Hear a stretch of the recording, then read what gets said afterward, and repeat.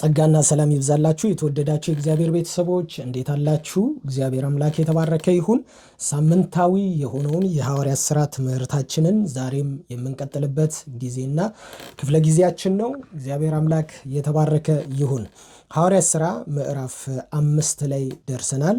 ሐዋርያት ሥራ ምዕራፍ 5 ከ12 እስከ 16 ያለውን ዛሬ የምንከፋፍለው በዚህ ክፍል ውስጥ ይሆናል። የክፍሉን ሐሳብ አነብና ወደ ዛሬው ትምህርታችን እንሄዳለን ማለት ነው። እግዚአብሔር አምላክ የተባረከ ይሁን። ሐዋርያት ሥራ ምዕራፍ 5 ከቁጥር 12 ጀምሮ ያለውን ማለት ነው። እንደዚህ ይላል። ሐዋርያትም በሕዝቡ መካከል ብዙ ታምራዊ ምልክትና ድንቅ ሥራዎችን አደረጉ። አማኞችም ሁሉ የሰለሞን ደጅ በተባለው መመላለሻ ይሰበሰቡ ነበረ።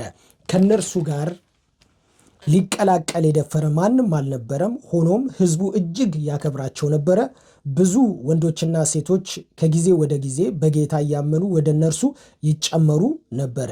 ከዚህም የተነሳ ጴጥሮስ በዚያ ሲያልፍ ቢያንስ ጥላው እንኳን በጥቂቶች ላይ እንዲያርፍባቸው በማለት ሕመምተኞችን ወደ ውጪ እያወጡ በአልጋና በቃሬዛ በመንገድ ላይ ያስተኙ ነበረ።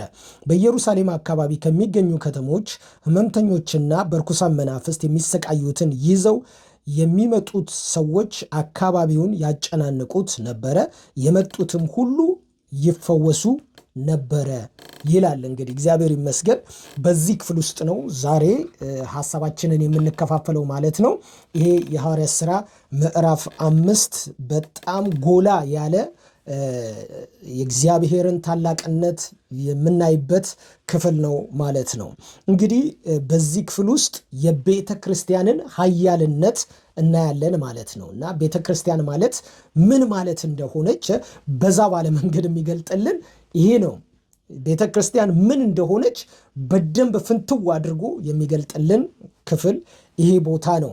እንግዲህ ቤተ ክርስቲያን በጣም ደካሞች እንዲሁም ደግሞ አቅም ያጡ ሰዎች የሚኖሩባት ቤተ ክርስቲያን ነች እና የበረቱም ሰዎች የሚኖሩባት ቤተ ክርስቲያን ነች። የተማሩ፣ ያልተማሩ፣ ቀይ፣ ጥቁር የተለያየ አይነት ቫራይቲ ያለባት ነች ቤተ ክርስቲያን እና አንዳንድ ሰዎችን ከማየታቸው የተነሳ ወይም አቅመ ደካሞችን ከማየታቸው የተነሳ ወይ የማያውቁ ሰዎችን ያልተማሩ ሰዎችን ከማየታቸው የተነሳ ለቤተ ክርስቲያን ያላቸው ግምት እጅግ በጣም አናሳ ነው። ስለዚህ ዛሬ በመልእክታችን እንግዲህ የምናስተካክለው እንዲህ አይነት አስተሳሰብ ያላቸውን ሰዎች ለማቅናት ነው። በውጭም በውስጥም ያሉ ሰዎች ማለት ነው እና ቤተ ክርስቲያን ተራ እንዳይደለች፣ ቤተ ክርስቲያን ዝም ብላ እንዳይደለች በዚህ ክፍል ውስጥ በብዙ መንገድ እናያለን ማለት ነው። እግዚአብሔር ይመስገን። እንግዲህ በጣም ኃይለኛ የሆነች ቤተክርስቲያን፣ በመንፈስ ቅዱስ የታጠቀች የመንፈስ ቅዱስ አቅም የሞላባት ቤተክርስቲያን መገለጫዋን የምናገኘው እዚህ ቦታ ላይ ነው። እዚህ ቦታ ላይ መገለጫዋን እናገኛለን በተለያየ አይነት መንገድ። በጣም ፓወርፉል የሆነች ቤተክርስቲያን ምንድነች ለሚለው ጥያቄ መልስ የሚሰጠን ቦታ ይሄ ነው። በተለይ በዚህ ዘመንም ደግሞ ፓወርፉል መሆን ያለብን ከዚህ የተነሳ ነው ብዬ አስባለሁ። ቤተክርስቲያን ደካማ አይደለችም። ቤተክርስቲያን የሰው ሐሳብ ውልደት አይደለችም። ቤተክርስቲያን በሰው ሐሳብና ቀመር ፍልስፍና የምትለካም አይደለችም። ቤተክርስቲያን የመለኮት ጣልቃ ገብነት ያለባትና መለኮት ራሱ ዲዛይን ያደረጋት ነች። እግዚአብሔር አምላክ የተባረከ ይሁን።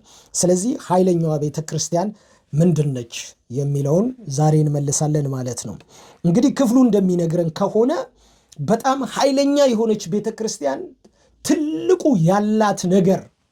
ያላት ነገር ምንድን ነው ብላችሁ ከጠየቃችሁ ወይንም ከጠየቅን ይሄ ክፍሉ የሚመልስልን ነገር ምንድን ነው? መንፈስ ቅዱስ አብሯት ያለች ቤተ ክርስቲያን ነች። በጣም ፓወርፉል የምትባለው ቤተ ክርስቲያን መንፈስ ቅዱስ አብሯት ወክ የሚያደርግ ቤተ ክርስቲያን ነች። ስለዚህ በአገልግሎት ውስጥ መንፈስ ቅዱስ አለ፣ በጸሎት ውስጥ መንፈስ ቅዱስ አለ፣ በአማኞች የህይወት እንቅስቃሴ ውስጥ መንፈስ ቅዱስ አለ። በእያንዳንዱ እንቅስቃሴ ውስጥ መንፈስ ቅዱስ ስፍራውን የያዘባት ቤተ ክርስቲያን ኃያል የሆነች ቤተ ክርስቲያን ነች ማለት ነው። ስለዚህ ኃያሊቱ ቤተ ክርስቲያን ለመንፈስ ቅዱስ ቦታ ያላት ነች። ለመንፈስ ቅዱስ ቦታ ያላት ነች። ለጸሎት ቦታ ያላት ነች። መንፈስ ቅዱስን አትራክት ለሚያደርጉ ነገሮች ቦታ ያላት ነች ማለት ነው። ስለዚህ ይሄ ቦታ የሚጠቅስልን፣ ይሄ ቦታ የሚያሳየን፣ የሚገልጥልን ነገር ቢኖር የመንፈስ ቅዱስን ኃያልነት፣ ታላቅነት ነው በዚህ ክፍል ውስጥ የምናየው ማለት ነው። ታላቅነት ብቻ ሳይሆን መንፈስ ቅዱስ እጅግ ሊፈራ የሚገባና ሊከበር የሚገባ አምላክ መሆኑንም ጭምር ነው የምናየው። ስለዚህ መንፈስ ቅዱስ በነገሰበት ቦታ፣ መንፈስ ቅዱስ በከበረበት ቦታ ሰዎች ዝም ብለው እንደዘፈቀደ አይመላለሱም። በቤተ ክርስቲያን መንፈስ ቅዱስ በገዛበት ቦታ ላይ ሰዎች ዝም ብለው የራሳቸውን ፈቃድ አያከናውኑም። ስለዚህ እዚህ ሐዋርያት ሥራ ምዕራፍ 5ን ጠቅላላ ስንመለከተው የምናየው ነገር ቢኖር ምንድን ነው? የመንፈስ ቅዱስን በቤተ ክርስቲያን ውስጥ ታላቅ ሆኖ መኖርን እንመለከታለን ማለት ነው። ስለዚህ ተመልከቱ፣ ከዚህ ቀደም ባነበብነው ክፍላችንና በተማርነው ክፍላችን ውስጥ የሐናንያና የሰጴራን ጉዳይ ተመልክተናል እና እንደ ልባቸው ሆነው መጥተው ሐዋርያትን ሊዋሹ ሲፈልጉ የእግዚአብሔር መንፈስ ደግሞ በአገልጋዩ በጴጥሮስ አማካኝነት ተገልጦ ስለምን መንፈስ ቅዱስን ታታልላላችሁ አላቸው። ስለዚህ ስፍራውን የያዘው መንፈስ ቅዱስ ነው። ኃያል የሆነች ቤተ ክርስቲያን ውስጥ ፕሮግራሙን የሚቆጣጠረው መንፈስ ቅዱስ ነው። የስብከት ክፍሉን የሚቆጣጠረው መንፈስ ቅዱስ ነው። የዝማሬ ክፍሉን የሚቆጣጠረው መንፈስ ቅዱስ ነው። ፋይናንሱን የሚቆጣጠረው መንፈስ ቅዱስ ነው። ስለዚህ መንፈስ ቅዱስ የከበረባትና ታላቅ የሆነባት የሚፈራባት ቤተ ክርስቲያን ነች። ኃያል የሆነችው ቤተ ክርስቲያን ማለት ነው። እግዚአብሔር ይመስገን። በሁለተኛ ደረጃ በጣም ኃያል የሆነችና በጣም መንፈስ ቅዱስ ካለባት ኃያል የሆነች ቤተ ክርስቲያን በሁለተኛ ደረጃ መታወቂያዋ ምንድን ነው ካልን ሕዝብ ሁሉ ይፈሯቸው ነበር፣ ማንም አይተባበራቸውም ነበረ፣ እንደገና ደግሞ ያከብሯቸው ነበር ይላል ቃሉ ሲናገር። ማንም አይተባበራቸውም እንዲሁም ደግሞ ያከብሯቸው ነበረ ይላል። ተመልከቱ እንግዲህ ቁጥር 13 እንዲህ ይላል፣ ከነርሱ ጋር ሊቀላቀል የደፈረ ማንም አልነበረም፣ ሆኖም ሕዝቡ እጅግ ያከብራቸው ነበር ይላል። በአዲሱ መደበኛ ትርጉም ነው ማነበው። ማንም ሊቀላቀላቸው አልደፈረም፣ ሆኖም ሕዝቡ እጅግ ያከብራቸው ነበር ይላል። ኃያል የሆነች ቤተ ክርስቲያን ሕዝቡ አገልጋዩን ያከብራል፣ መንፈስ ቅዱስን ያከብራል። አገልጋዩን የሚያከብረው ለምንድን ነው?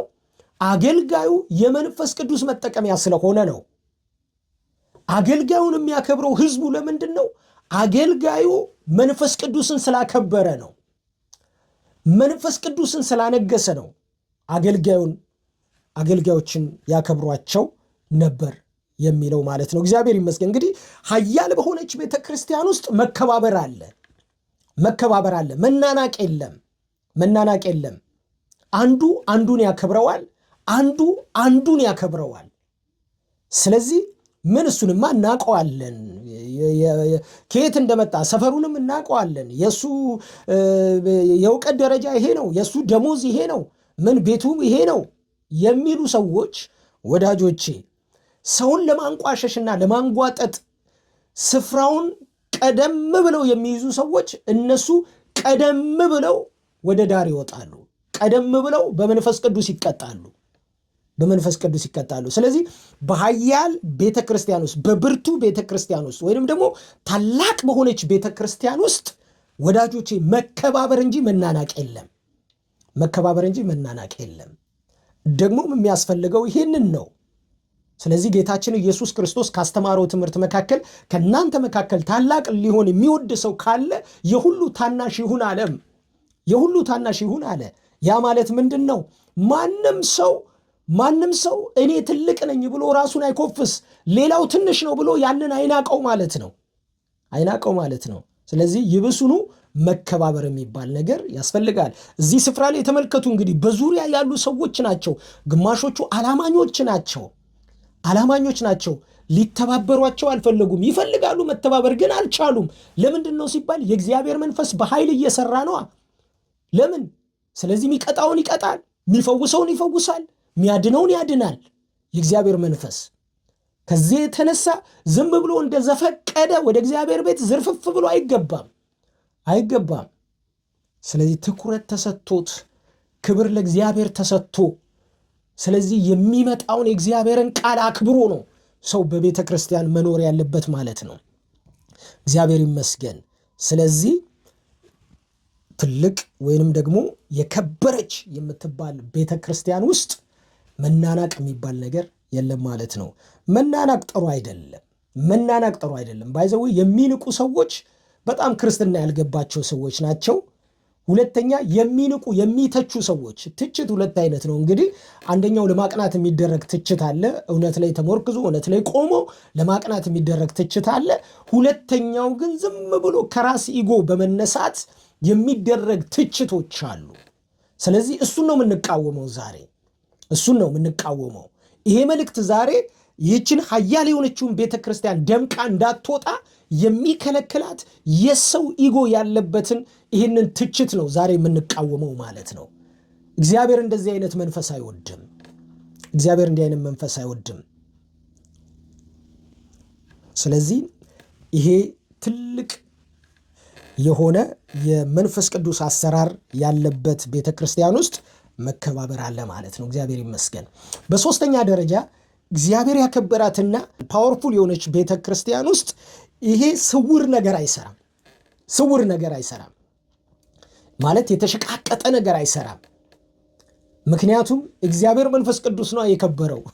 እግዚአብሔር መንፈስ ቅዱስ ነው ቤተ ክርስቲያን ውስጥ ያለው። ወዳጆቼ እኛ ባናይ እግዚአብሔር ያያል። ምክንያቱም መጽሐፍ ሲናገር ለራእይ መጽሐፍ እግዚአብሔር የላከው መልእክት ለቤተ ክርስቲያኖቹ የላከው መልእክት ምን የሚል መልእክት ነው? ዓይኖቹ እንደ እሳት ነበልባል የሆነው ይላል። ዓይኖቹ እንደ እሳት ነበልባል የሆነው ምንም በፊቱ የሚሰወር ነገር የሌለ ቤተ ክርስቲያን ውስጥ የሚደረገውን እንቅስቃሴ እያንዳንዱን የሚቆጣጠር ጌታ ያለበት ቤተ ክርስቲያን ውስጥ ይህ ሽጉጥጉጥ ያለ ስውርውር ያለ ነገር አይሰራም። በሐናንያና በሰጲራ ሕይወት ውስጥ ያየነው ነገር ይሄንን ነበረ።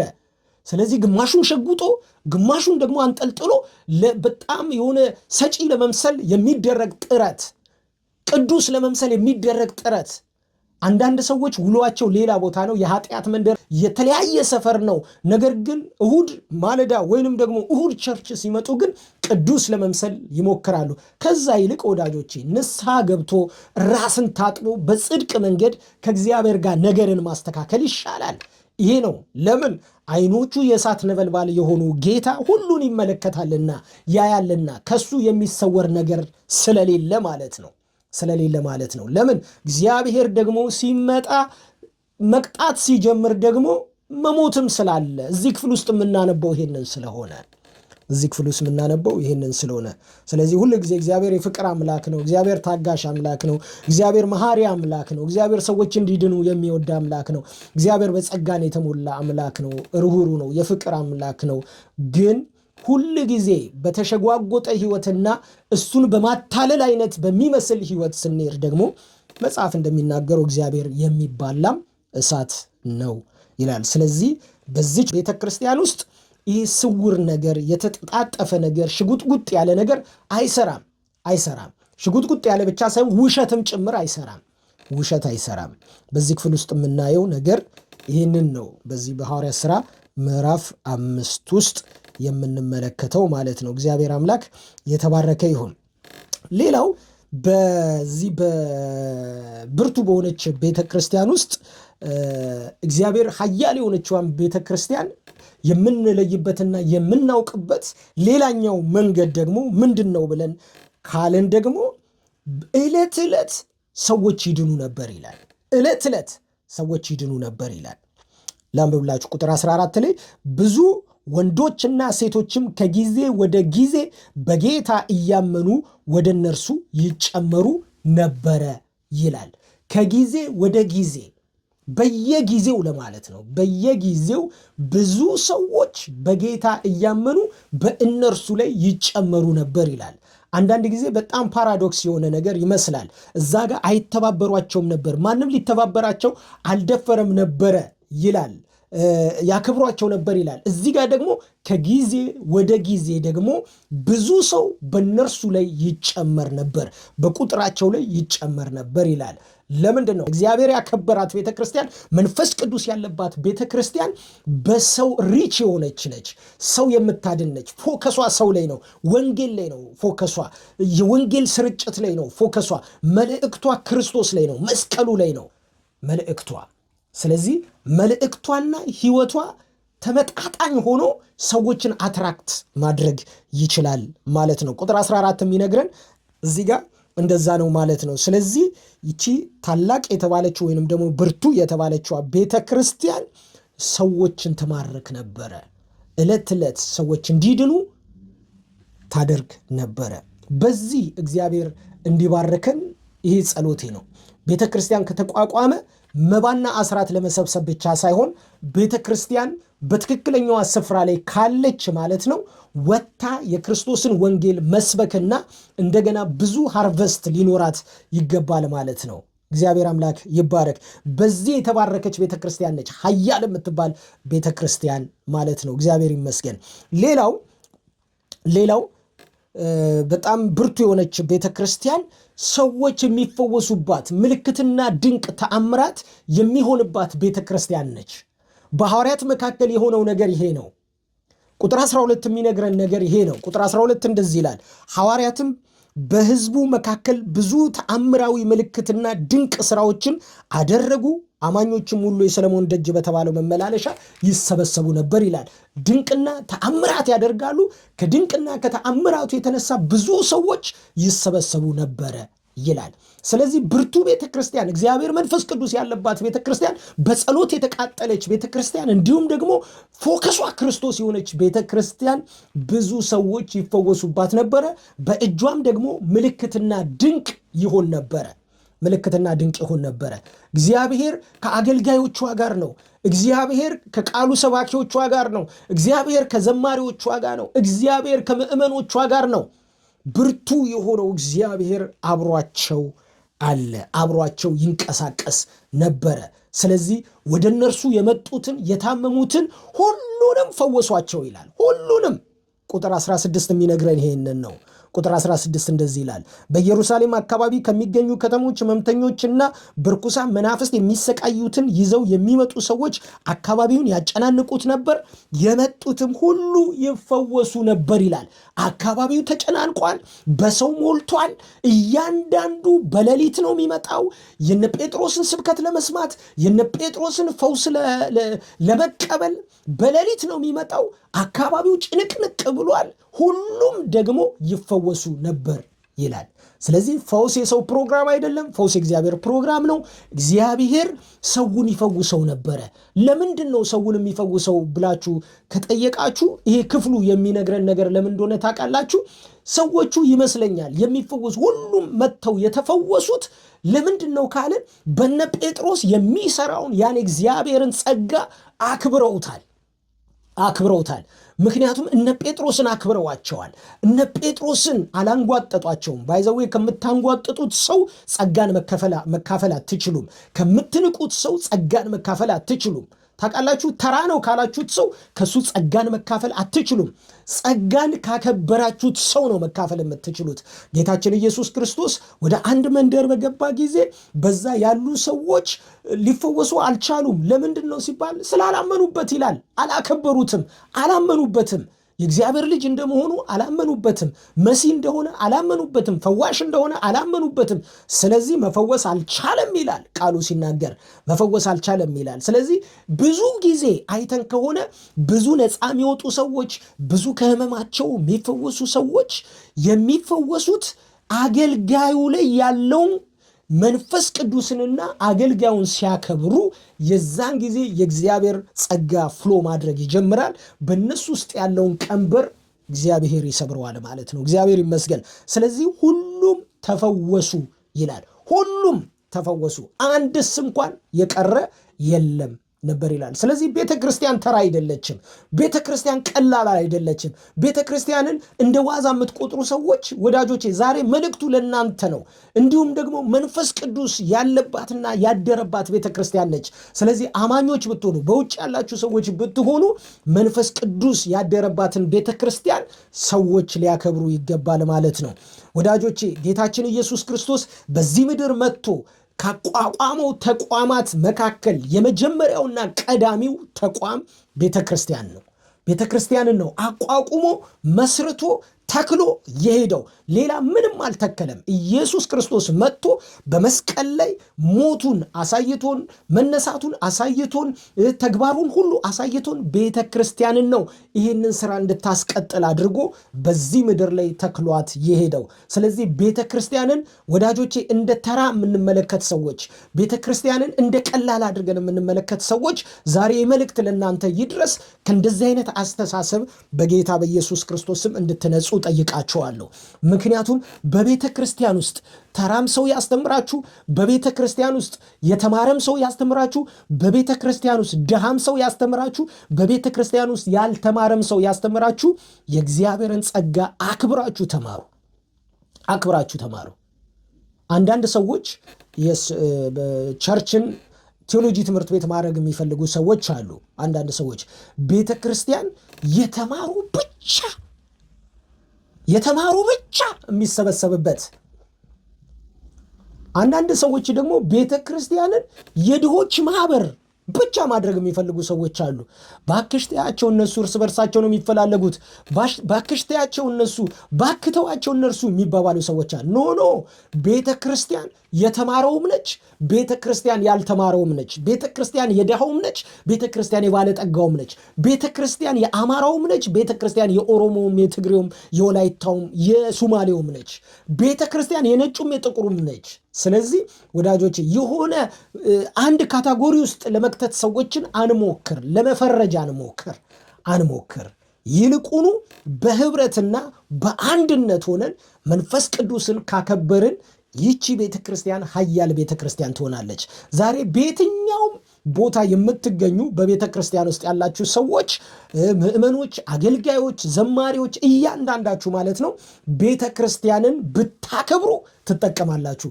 ቤተ ክርስቲያንን ብታከብሩ ትፈወሳላችሁ። ቤተ ክርስቲያንን ብታከብሩ ጥቅሙ ለእናንተ ይሆናል። ይሄ ስፍራ የሚያሳየን ይሄ ነው። አለበለዚያ የቤተ ክርስቲያን ራስ ክርስቶስ ነው። በቤተ ክርስቲያን ውስጥ አልፎ የሚሰራው መንፈስ ቅዱስ ነው። ስለዚህ የእግዚአብሔር ታላቅነት ይህንን ያደርጋል ማለት ነው። እግዚአብሔር አምላክ የተባረከ ይሆን። ይሄ ትልቅ ነገር ነው ማለት ነው። ኢየሱስ ጌታ ነው። እንደዛ ሲሆን ህዝቡ ሁሉ ይፈራል፣ ቤተ ክርስቲያንን ያከብራል። ህዝቡ ሁሉ በፍርሃት ውስጥ ይገባል። ለአገልጋዮች መታዘዝ ይጀምራል። ህዝቡ ሁሉ ማለት ነው እግዚአብሔርን መታዘዝ ይጀምራል። ህዝቡ ሁሉ ለትዳሩ መታዘዝ ይጀምራል። ወዳጆች እግዚአብሔርን የማይፈሩ ሰዎች ያሉበት ትዳር የመናናቅ ትዳር ነው። የመናናቅ ትዳር። እግዚአብሔርን የማይፈሩ አገልጋዮች ያሉበት ቤተ ክርስቲያን ወዳጆች የውንብድና ስፍራ ነው። የውንብድና ስፍራ። አገልጋዮች እግዚአብሔርን ሊፈሩ ይገባል። አገልጋዮች ራሳቸውን ሊቀድሱ ይገባል። አገልጋዮች መንፈስ ቅዱስን ሊያከብሩ ይገባል። እንደነ ጴጥሮስ መንፈስ ቅዱስን ማክበር አለብን ወዳጆቼ። ከኃጢአት መንጻት አለብን። ከበደል መንጻት አለብን። ሮል ሞዴል ሆነን መቀመጥ አለብን። ክርስቶስን ፈለጉን መከተል አለብን። የእውነት ጌታ በዚህ የምንከተለው ከሆነ ወዳጆቼ እኛን ፍሬያማ ያደርገናል። የተጠራንበትን ዓላማ ፉልፊል ማድረግ እንችላለን። እግዚአብሔር በጸጋ ይሞላናል፣ በኃይል ይሞላናል። የመጣውን ወጀብ ማለፍ የምንችልበትን አቅም ይሰጠናል እግዚአብሔር። ስለዚህ በውጭ ያሉ ሰዎች ምንም ቢሉ ምንም ቢናገሩ ወዳጆቼ እንደውም የኛ ህይወት ይማረካቸውና ወደ ትክክለኛው መንገድ ይመጡና በእውነት ጌታ ይወረሳሉ። እኛ ትክክል ስንሆን ሰዎች ወደ ትክክለኝነት ይመጣሉ። እኛ የተንጨባረረ አመለካከት ካለን ግን ብዙ ሰዎችን ደግሞ እናንጨባረራለን። ስለዚህ ወዳጆቼ ይሄ መንፈስ እንዳያገኘን በዚህ ኃያል በሆነች ቤተ ክርስቲያን ውስጥ መታወቂያችን እንዲሆን ዛሬ ክርስቶስን መንፈስ ልናከብር ይገባል። መንፈስ ቅዱስን ያከበረ ሰው ወዳጆቼ አይወድቅም። የህይወት ፌለሪቲ አያጋጥመውም። በማንኛውም አይነት መንገድ ቢያጋጥመውም የእግዚአብሔር ጉልበት ያነሰዋል። ብርቱ የሆነ እጅ ከእርሱ ጋር አብሮ ይሆናል። እግዚአብሔር አምላክ የተባረከ ይሁን። ስለዚህ የዛሬ ትምህርታችን እዚህ ጋር እንግዲህ ያበቃል። ጸጋ ከእናንተ ጋር ይሁን። ሳምንት ደግሞ እንገናኛለን። እግዚአብሔር ይባርካችሁ።